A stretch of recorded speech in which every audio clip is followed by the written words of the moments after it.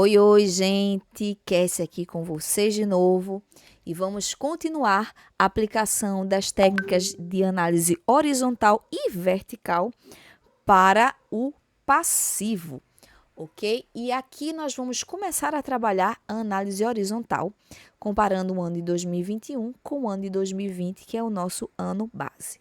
O que é que temos? Nós temos que de 2020 para 2021, o passivo subiu 17%. Esse aumento é igual ao aumento do ativo, porque o total do ativo é igual ao total do passivo, tá? Aqui 17%, vamos só conferir o passivo, o ativo também 17%, tá? E o que a gente quer saber? Nós queremos saber o que levou, quais foram as principais contas que levaram a esse aumento do ativo, do passivo, tá? E começando aqui, sempre pelos principais grupos: passivo circulante, passivo não circulante e patrimônio líquido.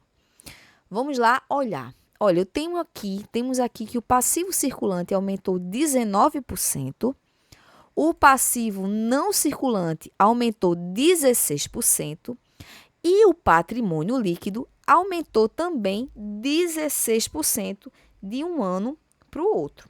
Ok? Então, o que a gente já pode deixar anotado? Que no aumento, que no passivo, no total do passivo, todos os grupos passivo circulante, não circulante e patrimônio líquido contribuíram para o aumento do passivo total, os três grupos. Mas aí o que eu tenho? Que desses três, o passivo circulante ele teve um peso maior. E como é que eu sei? Que ele aumentou, lógico, 19%, que foi a mais, e isso fez com que a participação dele, que nós identificamos na análise vertical, aumentou de 35% para 36%. No passivo não circulante, eu tive um aumento de 16%. E a participação dele praticamente não variou, tá? Já no patrimônio líquido, eu também tive um aumento de 16%. Entretanto, a participação dele caiu um pouquinho. Por que caiu a participação dele? Por causa do aumento maior do passivo circulante, tá? Que aumentou 19%. Então, ele tomou uma parte maior do passivo total. Então, como o somatório do circulante, do não circulante e do patrimônio líquido dá 100% da participação, alguém teria que ter caído, e nesse caso foi o patrimônio líquido. Então, temos que os três grupos subiram, entretanto, o passivo circulante teve uma maior participação nesse aumento do passivo total, ok?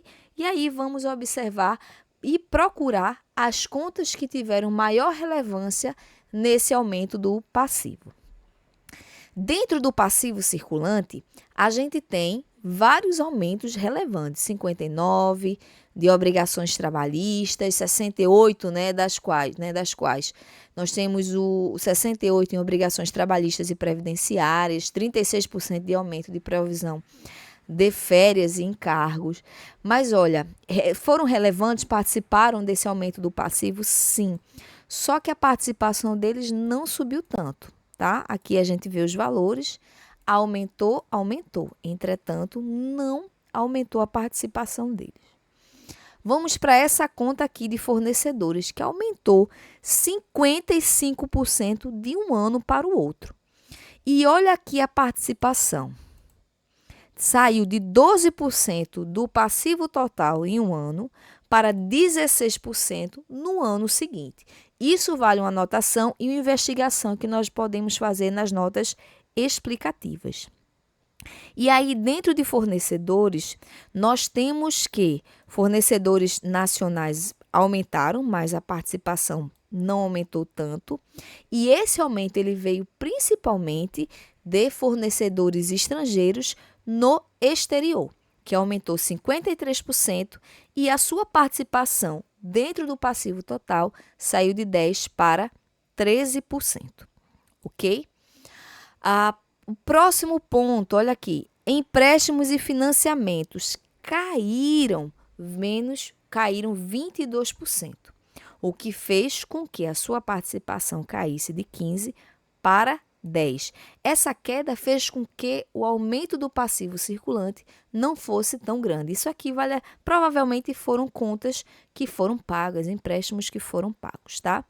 E essa redução ocorre tanto em empréstimos em moeda nacional, como empréstimos em moeda estrangeira, como as debêntures. Já as debêntures deram uma subidinha aqui, tá? Aqui tá negativo, mas significa, né, que deu uma subida. Olha só aqui, ó. Ok? Então, vamos lá. Nossos 24%, nossos 43%. Aqui a gente tem um aumento de 143%, voltando um pouco, em obrigações fiscais. Mas como a participação dele não é tão grande em relação ao passivo total, ele subiu apenas 1%. Ok? Continuando, também um aumento de 124% de dividendos, mas como o valor dele, a participação dele, o montante dele dentro do passivo total não é tão grande, ele quase não teve aumento de participação. E aqui, outras obrigações caiu em 5%, tá? Vamos para o passivo não circulante. O passivo não circulante subiu 16%. E quem foi o responsável por este aumento, né? Aqui nós temos, olha, empréstimos e financiamentos que subiu 26%, fez com que a sua participação saísse de 26% para 28%, tá? E aí, quem são os grandes responsáveis? Nós tivemos um aumento de 32.506% de empréstimos em moeda nacional. Mas, olha, a participação dele com isso fez com que saísse de zero, né, quase próximo a zero, porque está arredondado, para 3%. Então, está havendo movimento para empréstimos nacional, em moeda nacional. 30% em empréstimos em moeda estrangeira no longo prazo. Esse percentual aqui é menor. Entretanto, ele afetou mais o passivo, porque olha o montante dele e a participação. Ele tinha uma participação de 16%, passou para 18%. E aí a gente confirma olhando aqui esses montantes. Por sua vez, os debêntures, os empréstimos e financiamentos provindo de debêntures caiu 18%, fazendo com que a participação dele caiu de 10% para 7%, tá?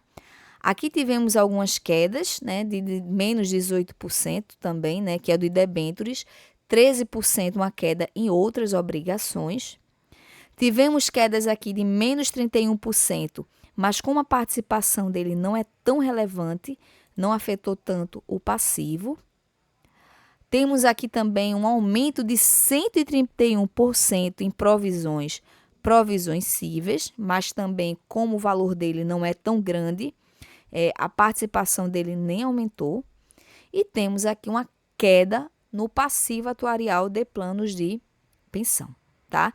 Então, em síntese, dentro do passivo não circulante, a conta que provavelmente gerou mais esse aumento de 34%, de 16%, veio de empréstimos e financiamentos, impulsionado tanto pelo empréstimo em moeda nacional, mas principalmente pelos empréstimos em moeda estrangeira, tá? Esse aqui foi o grande foco. Já no patrimônio líquido consolidado, nós temos um aumento de 16%. E da onde vem esse aumento?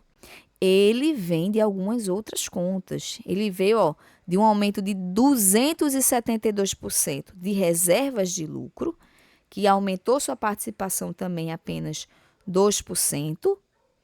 Olha aqui, 1.245 de reserva estatutária, tá? Que está dentro dessa reserva de lucros. Então, uma boa parte desse aumento veio daqui.